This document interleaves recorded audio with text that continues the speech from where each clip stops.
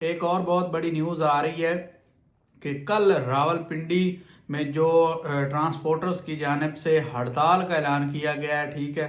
سڑکیں بند کرنے کا اعلان کیا گیا ہے، اور جو ٹریفک قوانین کے حوالے سے یہ ہڑتال جاری ہے، یہ ہڑتال ٹرانسپورٹرز کی جانب سے اس کا اعلان کیا گیا ہے اسکول وینز کی طرف سے، ٹھیک ہے، یعنی جو بسیں جو ہیں اسکول روزانہ کے طور پہ چھوڑتی ہیں بچوں کو، اور ان کے بھی بھاری جرمانے ہو رہے ہیں، حالانکہ اسکول وینز کے جرمانے نہیں ہونے چاہیے، ٹھیک ہے۔ اس کے علاوہ جو ہے موٹر سائیکلوں کے 2 سے 3 ہزار روپے جرمانہ کیا جا رہا ہے۔ تو یہ جو بل منظور ہوا ہے پنجاب میں، یہ بہت زیادہ جو ہے دشمن پالیسی کی جانب، پالیسیاں آپ ضرور بنائیں، حکومت سے گزارش ہے کہ آپ پالیسیاں بناتے ہیں تو پالیسیاں ضرور بنائیں، لیکن عوام دشمن پالیسیاں نہ بنائیں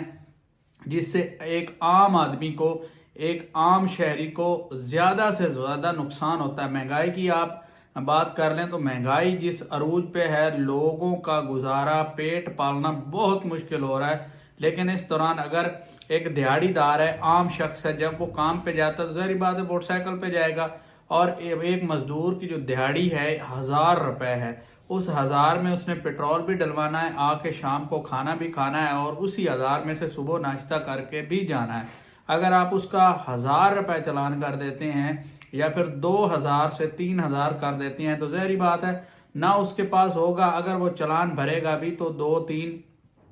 لوگوں سے مانگ کے پھر بھرے گا، اور پھر اس کو لوٹائے گا اگلے دن، پھر 10 دنوں کے بعد اس کا چلان ہو جاتا ہے، تو پھر وہ کیا کرے گا؟ ظاہری بات ہے پھر وہ سڑکوں پہ آئے گا۔ تو یہ پالیسی بہت زیادہ سخت ہے،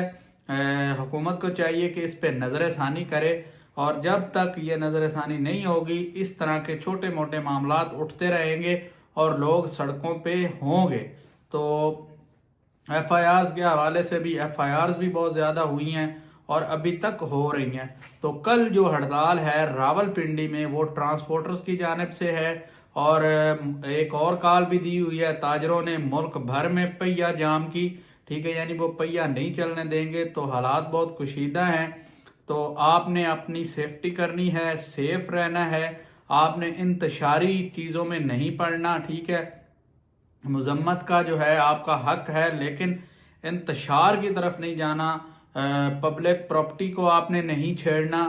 کیونکہ حالات اتنے سنگین ہیں کہ آپ پہ کوئی بھی ایف آئی آر ہو سکتی ہے، آپ پہ کوئی بھی جرمانہ عائد ہو سکتا ہے اگر آپ ملوث پائے گئے، ٹھیک ہے، کیونکہ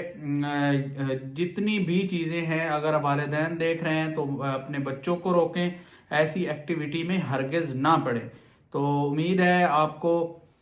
انفارمیشن اچھی لگی ہوگی، تو آپ سے گزارش ہے چھوٹی سی، آپ چینل کو لائک ضرور کریں اور سبسکرائب بھی کریں تاکہ آنے والی انفارمیشن آپ تک پہنچتی رہے۔ آج کے لیے اتنا ہی، اللہ حافظ۔